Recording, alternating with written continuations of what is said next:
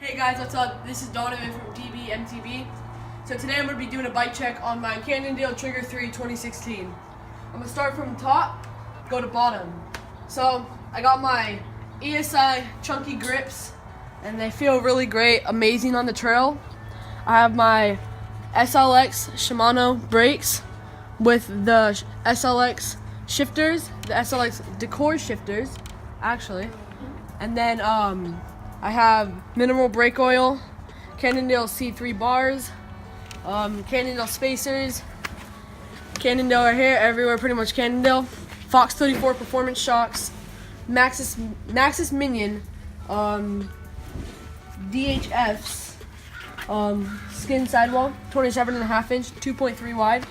I haven't really tried the 2.4 to 2.5 and 2.6. They look a little big for me. I don't really want to try those. And then we have my crank set over here, which consists of the Cannondale SI cranks, like the FSA. FSA, cool little fact, means full speed ahead. I think I like that. We got my Fox Dydad RT2.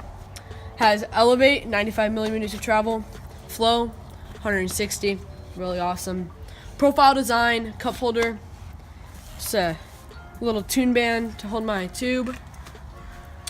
I have dropper seat post, that is a Roz wheel, saddlebag, 50/50 mud guard, and then I have the derailleur is a Decor XT Shimano, and then that's pretty much it. Got an electrical tape chain guide, and then Shimano SPD pedals with race face, with the race face crank boot.